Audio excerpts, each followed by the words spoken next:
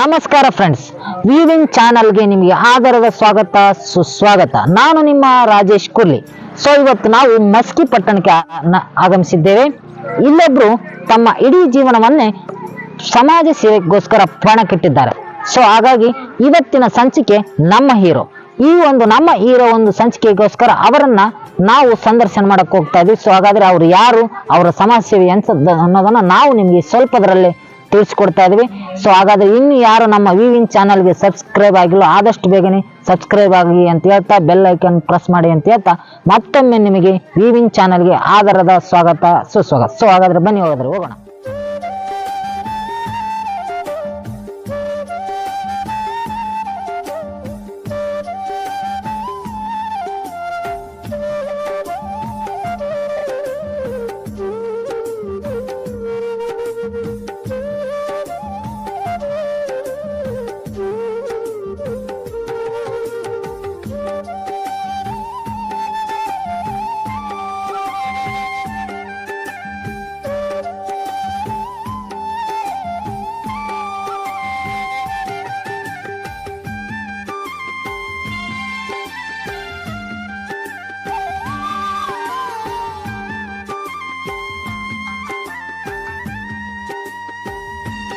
ನಮಸ್ಕಾರ ಸರ್. ನಮಸ್ಕಾರ. ನಿಮಗೆ ವಿವಿಎನ್ ಚಾನಲ್ಗೆ ಆಧಾರದ ಸ್ವಾಗತ ಸುಸ್ವಾಗತ ಸರ್. ನಾವಿವತ್ತು ನಮ್ಮ ಹೀರೋ ಅಂತೇಳಿ ಒಂದು ಹೊಸ ಸಂಚಿಕೆಯನ್ನು ಪ್ರಾರಂಭ ಮಾಡ್ತಾ ಇದ್ದೀವಿ.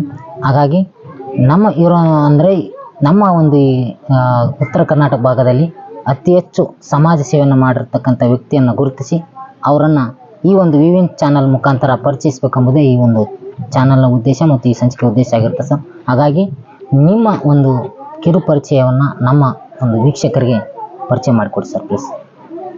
ಎಲ್ಲ ವೀಕ್ಷಕರಿಗೂ ನಮಸ್ಕಾರ. ಮೊದಲನೇದಾಗಿ ವಿವಿಎನ್ ಚಾನಲ್ಗೆ ಶುಭಾಶಯಗಳನ್ನು ಕೋರುತ್ತಾ ನಮ್ಮ ಹೀರೋ ಒಂದು ಹೊಸ ಎಪಿಸೋಡನ್ನು ಪ್ರಾರಂಭ ಮಾಡಿದ್ದಾರೆ.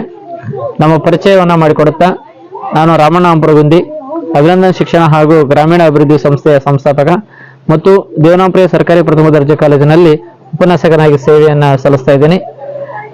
ಹಲವಾರು ವರ್ಷಗಳಿಂದ ನಾನು ಮತ್ತು ನನ್ನ ಯುವ ಪಡೆ ಸೇರಿಕೊಂಡು ಅಭಿನಂದನ್ ಶಿಕ್ಷಣ ಹಾಗೂ ಗ್ರಾಮೀಣ ಅಭಿವೃದ್ಧಿ ಸಂಸ್ಥೆಯನ್ನು ಸ್ಥಾಪಿಸುವುದರ ಜೊತೆಯಾಗಿ ಹಲವಾರು ರೀತಿಯ ಸಾಮಾಜಿಕ ಚಟುವಟಿಕೆಗಳನ್ನ ಪ್ರಾರಂಭ ಮಾಡಿದ್ದೀವಿ. ಕೊರೋನಾದಂತಹ ಸಂದರ್ಭದಲ್ಲಿ ನಾನು ಮತ್ತು ನನ್ನ ತಂಡ ಜೀವನದ ಹಂಗನ್ನು ತೊರೆದು 1500 ಕುಟುಂಬಗಳಿಗೆ ಊಟ ವಸತಿ ಸೌಲಭ್ಯವನ್ನು ಕೊಡುವುದರ ಜೊತೆಯಾಗಿ ಅವರಿಗೆ ಆಹಾರದ ಸೌಲಭ್ಯ, ವೈದ್ಯಕೀಯ ಸೌಲಭ್ಯವನ್ನು ಕೊಡುವುದರ ಜೊತೆಯಾಗಿ ನಮ್ಮ ಸಾಮಾಜಿಕ ಸೇವೆ ಪ್ರಾರಂಭ ಆಗುತ್ತೆ. ಈ ಸೇವೆಯನ್ನು ಗುರುತಿಸಿದಂತ ಜಿಲ್ಲಾ ಆಡಳಿತ ಜಿಲ್ಲಾ ರಾಜ್ಯೋತ್ಸವ ಪ್ರಶಸ್ತಿಯನ್ನು ಕೊಡುವುದರ ಜೊತೆಯಾಗಿ ಗೌರವವನ್ನು ಅರ್ಪಣೆ ಮಾಡುತ್ತೆ.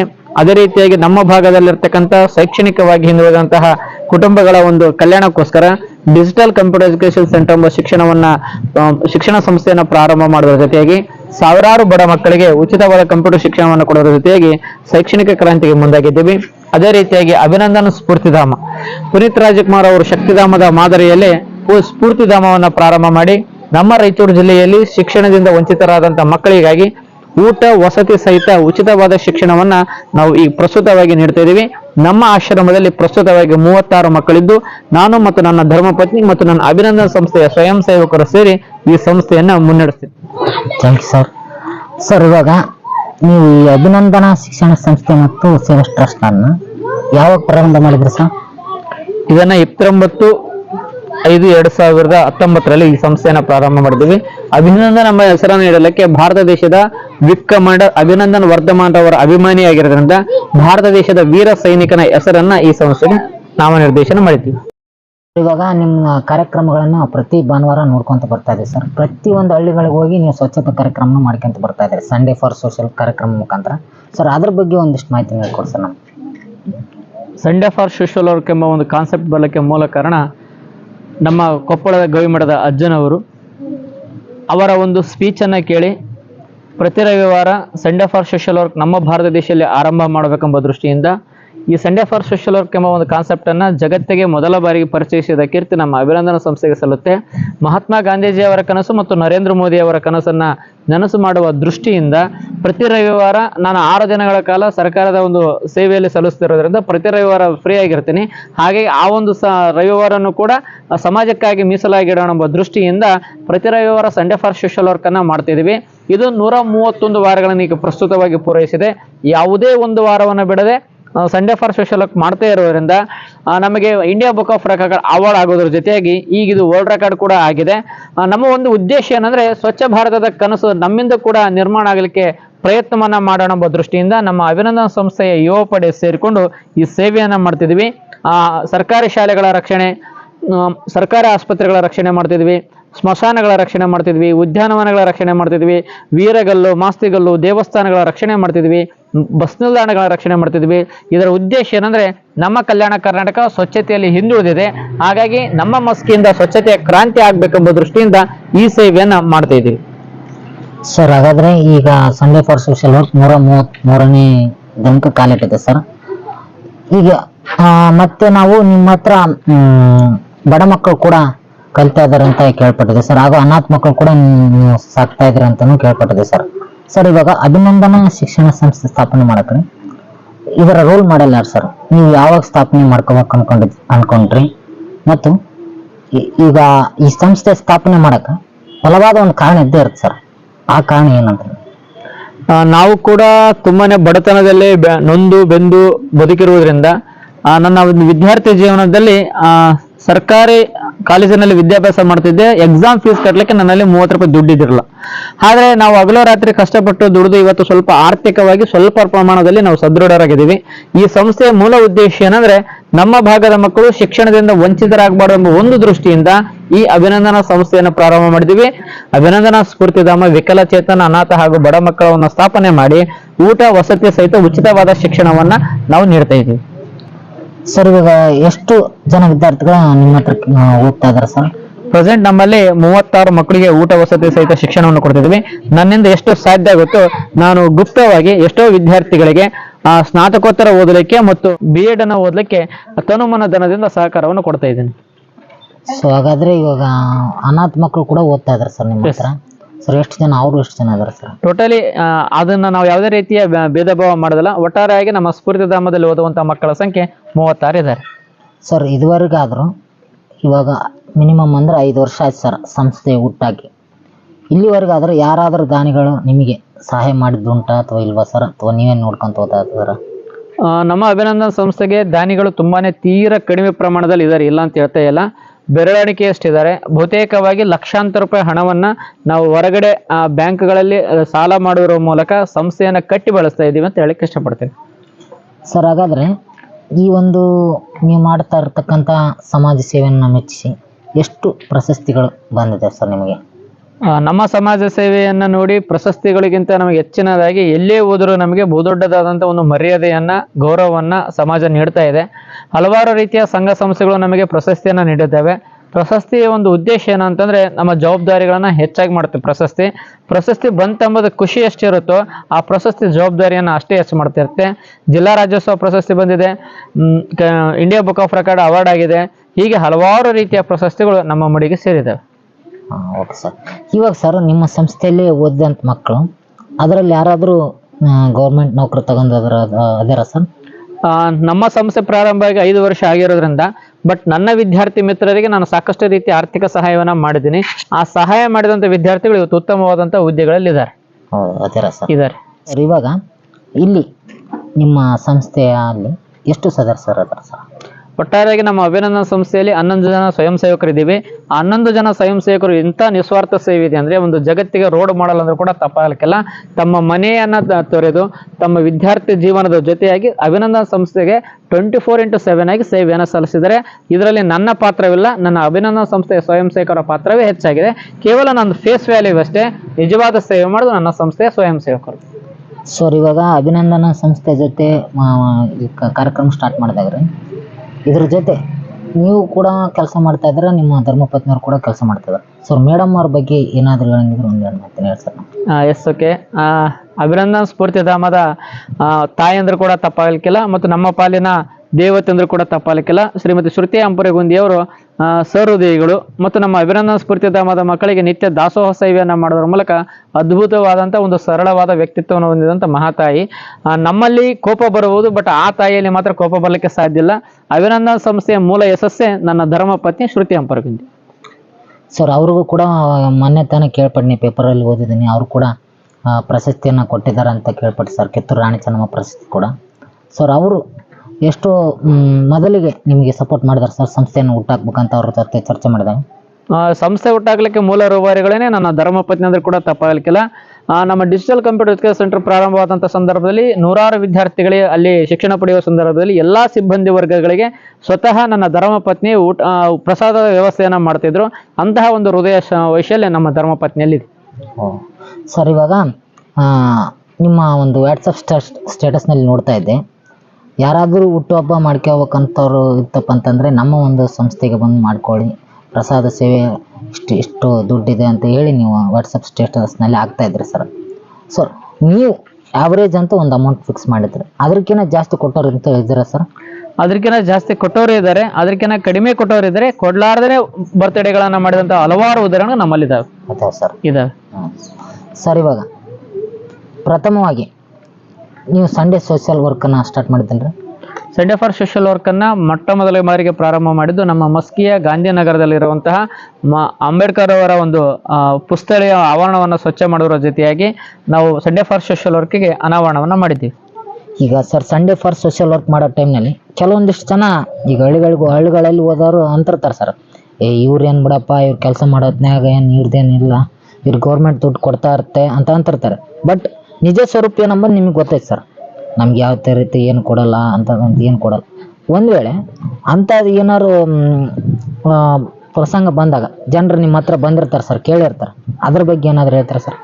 ಸಂಡೇ ಫಾರ್ ಸೋಷಿಯಲ್ ವರ್ಕ್ ಮಾಡುವ ಸಂದರ್ಭಗಳಲ್ಲಿ ಸಾಕಷ್ಟು ಅನುಭವಗಳು ನಮಗಾಗಿದ್ದಾವೆ. ಮೊದಲು ನಾವು ಸೇವೆ ಮಾಡುವ ಪ್ರಾರಂಭ ಮಾಡಿದಾಗ ಬಸ್ ನಿಲ್ದಾಣಗಳಿಗೆ ಬಣ್ಣವನ್ನು ಹಚ್ಚಲಿಕ್ಕೆ ಹೋದಾಗ ಇವರು ಸುಣ್ಣ ಹಚ್ಚಕ್ಕೆ ಬಂದಾರ, ಬಣ್ಣ ಹಚ್ಚಕ್ಕೆ ಬಂದಾರ, ಇವರು ಕೂಲಿ ಆಳುಗಳು, ಸರ್ಕಾರದ ಆಳುಗಳು ಅಂತೇಳಿ ಸಾಕಷ್ಟು ರೀತಿಯ ವ್ಯಂಗ್ಯ ಮಾಡಿದರು. ಆ ಯಾವುದೇ ವ್ಯಂಗ್ಯಗಳಿಗೆ ನಾವು ತಲೆ ಕೆಟ್ಟಿಲ್ಲ.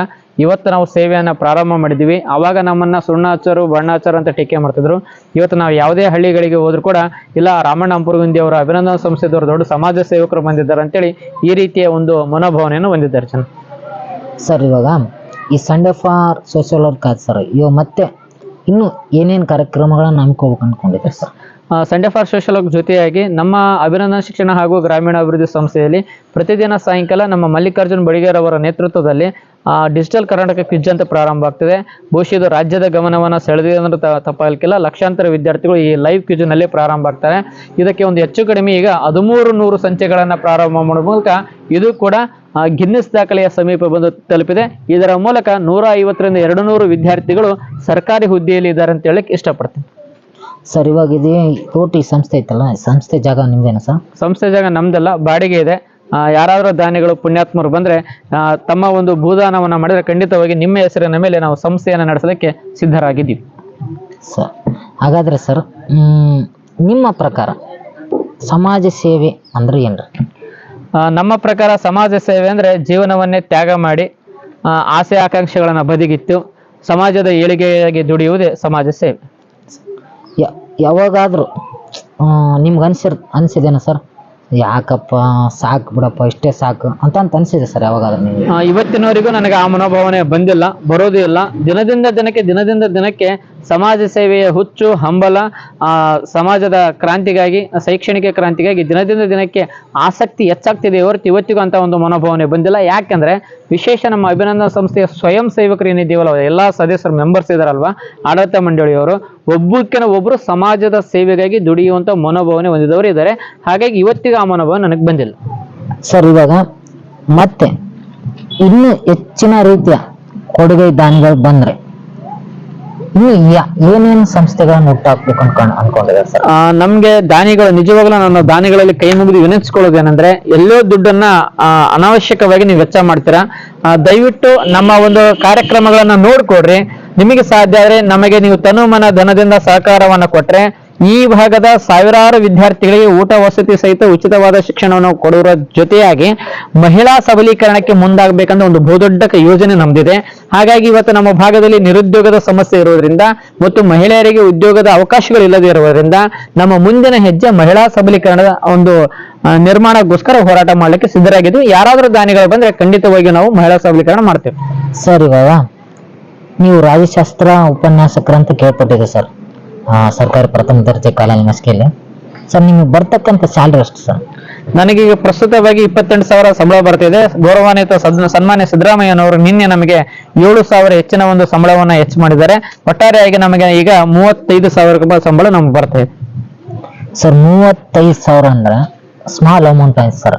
ಈ ಒಂದು ನಿಮ್ಮ ಸಂಸ್ಥೆ ನೋಡ್ಕೊಂಡ್ರೆ ಮಕ್ಕಳನ್ನ ನೋಡೋದಾರ ಆಗಿರ್ಬೋದು, ಮತ್ತು ಕೇಳ್ಕೊಂಡು ಬಂದಿರತಕ್ಕಂತ ಯಾರೋ ಸಹಾಯ ಕೇಳ್ಕೊಂಡು ಬಂದಂತ ದಾನಿಗಳ ಹತ್ರನ ಆಗಿರ್ಬೋದು, ಯಾಕೆ ಮ್ಯಾನೇಜ್ ಮಾಡ್ತಾರೆ ಸರ್ ಅದನ್ನ? ನಮ್ಗೆ ಮಸ್ಕಿಯಲ್ಲಿ ಸಾಕಷ್ಟು ರೀತಿಯ ಸಹಕಾರ ಇದೆ. ಯಾವ ರೀತಿಯ ಸಹಕಾರ ಇದೆ ಅಂದ್ರೆ, ಬೆನ್ನು ತಟ್ಟುವ ಜನ ಇದ್ದಾರೆ ಹೊರತು ಆರ್ಥಿಕವಾಗಿ ಇದಕ್ಕೆ ಸಹಾಯ ಮಾಡುವಂತ ಜನ ಇಲ್ಲ. ಅದಕ್ಕೆ ನಾವು ಅಭಿನಂದನಾ ಸಂಸ್ಥೆಯ ಸ್ವಯಂ ಸೇವಕರು ಎಲ್ಲರೂ ಸೇರ್ಕೊಂಡು ಪ್ರತಿ ತಿಂಗಳ ಕೆಲವೊಂದಿಷ್ಟು ಅಮೌಂಟ್ ಹಾಕ್ತೀವಿ. ನಾವೇ ಸಂಸ್ಥೆಯ ಎಲ್ಲಾ ಸದಸ್ಯರು ಅಮೌಂಟ್ ಅನ್ನ ಹಾಕೊಂಡು ಈ ಸಂಸ್ಥೆಯನ್ನ ನಡೆಸ್ತೀವಿ. ಸರ್ ಅಂದ್ರೆ ಈಗ ಸದಸ್ಯರು ಅದರಂದ್ರೆ ಅದ್ರಲ್ಲಿ ಗೌರ್ಮೆಂಟ್ ಜಾಬರ್ಸ್ ಅದರಂದ್ರೆ ನಾನು ಒಬ್ಬತ್ತೆ ಅದರಲ್ಲಿ ಇರೋದು, ಮತ್ತೆ ಯಾರು ಇಲ್ಲ. ಅದ್ರಲ್ಲಿ ಇರ್ತಕ್ಕಂಥ ಎಲ್ಲ ನನ್ನ ಆತ್ಮೀಯ ವಿದ್ಯಾರ್ಥಿ ಮಿತ್ರರೇ ಸಂಸ್ಥೆಯ ನಿರ್ದೇಶಕರು. ಅವರು ಕೆಲಸ ಮಾಡ್ತಾ ಇದಾರ? ಎಲ್ಲ ನಮ್ಮ ಅಭಿನಂದನಾ ಸಂಸ್ಥೆಯಲ್ಲಿ ಎಲ್ಲರೂ ಸೇವೆ ಸಲ್ಲಿಸ್ತಿದ್ದಾರೆ.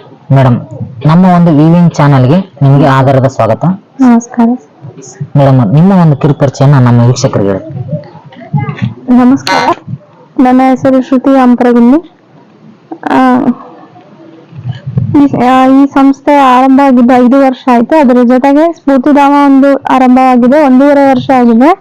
ಸ್ಫೂರ್ತಿಧಾಮದಲ್ಲಿ 36 ಮಕ್ಕಳಿದೆ. ಆ ಮಕ್ಕಳನ್ನ ನಮ್ಮ ಮಕ್ಕಳಂತ ಸ್ವೀಕಾರ ಮಾಡಿ ನಾವು ಆ ಮಕ್ಕಳನ್ನ ಸಾಕ್ತಾ ಇದೀವಿ. ಪ್ರೆಸೆಂಟ್ ಇರೋದು ಯಾಕೆಂದ್ರೆ ಪ್ರೆಸೆಂಟ್ ನಮಗೆ ಮದುವೆ ಆಗಿ 11 ವರ್ಷ ಆಯ್ತು. ನಮ್ಗೆ ಮಕ್ಕಳು ಇಲ್ಲ ಅಂತ, ಆ ಮಕ್ಕಳು ಇದ್ರೆ ಒಂದೇ ಮಗುನ ನಾವು ನೋಡ್ಕೋಬಹುದು. ಬಟ್ ಇವತ್ತಿನ ಕಾಲದಲ್ಲಿ ಇಷ್ಟು ಮಕ್ಕಳನ್ನ ನಾವು ನೋಡ್ಬೋದಲ್ಲ, ಈ ಮಕ್ಕಳೇ ನನ್ನ ಮಕ್ಕಳು ಅಂತ ತಿಳ್ಕೊಂಡು ನಾನು ಇವತ್ತು ಈ 36 ಮಕ್ಕಳನ್ನ ನೋಡಕ್ಕೆ ಬಹುಶಃ ದೇವರು ಲೇಟ್ ಮಾಡಿರ್ಬೋದು ಅಂತ ಅನ್ಸುತ್ತೆ. ಆಗ್ತದೋ ಇಲ್ಲ ಗೊತ್ತಿಲ್ಲ, ಬಟ್ ಆದ್ರೆ ಈ 36 ಮಕ್ಕಳೇ ನನ್ನ ಮಕ್ಕಳು ಅಂತೇಳಿ ಇವತ್ತು ನಾನು ಈ ಸ್ಫೂರ್ತಿಧಾಮನ ನಡೆಸ್ಬೇಕು. ಇನ್ನೂ ದೇವರು ಶಕ್ತಿ ಕೊಟ್ರೆ 1000 ಜನ ಮಕ್ಕಳನ್ನು ಸಾಕಕ್ಕೆ ನಾನು ರೆಡಿ ಆಗಿದ್ದೀನಿ ಅಂತ ಹೇಳ್ತೀನಿ. ನಮಸ್ಕಾರ. ಸೊ ನೋಡಿದ್ರಲ್ಲ ವೀಕ್ಷಕರೇ, ಇಷ್ಟೊತ್ತು ನಮ್ಮ ಜೊತೆ ಇದ್ದಂತ ರಾಮಣ್ಣ ಸರ್ ಅವರ ಜೀವನದ ಬಗ್ಗೆ ಒಂದು ಸಂಕ್ಷಿಪ್ತ ಮಾಹಿತಿಯನ್ನ ತಿಳಿಸ್ಕೊಟ್ಟಿದ್ದೀವಿ ಅಂತ ಹೇಳಕ್ಕೆ ನಾವು ಇಷ್ಟಪಡ್ತಾ ಇದೀವಿ. ಪ್ರತಿಯೊಬ್ಬರ ಜೀವನದಲ್ಲಿ ತಮ್ಮದೇ ಆದಂತ ದೇಹ ಉದ್ದೇಶ ಇದ್ದೇ ಇರುತ್ತೆ. ರಾಮಣ್ಣ ಸರ್ ಅವರ ಜೀವನ ನೋಡಿದ್ರೆ ಎಲ್ಲರಿಗೂ ಇನ್ಸ್ಪಿರೇಷನ್ ಆಗುವಂತ ಒಂದು ಜೀವನ ಅಂತಾನೆ ಹೇಳ್ಬೋದು. ಸೊ ಹಾಗಾಗಿ ಈ ಒಂದು ಸಂಚಿಕೆ ನಿಮಗೆ ಇಷ್ಟ ಆಗಿತ್ತಪ್ಪ ಅಂತಂದ್ರೆ ನಮ್ಮ ಒಂದು ವಿವಿಂಗ್ ಚಾನಲ್ಗೆ ಸಬ್ಸ್ಕ್ರೈಬ್ ಆಗಿ ಬೆಲ್ ಐಕನ್ನ ಪ್ರೆಸ್ ಮಾಡಿ ಅಂತ ಹೇಳ್ತಾ, ಹಾಗೂ ಈ ಒಂದು ವಿಡಿಯೋ ನಿಮ್ಗೆ ಇಷ್ಟ ಆಗಿದ್ರೆ ಶೇರ್ ಮಾಡಿ, ಲೈಕ್ ಮಾಡಿ, ಸಬ್ಸ್ಕ್ರೈಬ್ ಮಾಡಿ ಅಂತ ಹೇಳ್ತಾ ಇವತ್ತಿನ ಸಂಚಿಕೆನ ಇಲ್ಲಿಗೆ ಮುಗಿಸ್ತಾ ಇದ್ದೀವಿ. ಧನ್ಯವಾದಗಳು. Super Sunday. ಬಾಯ್.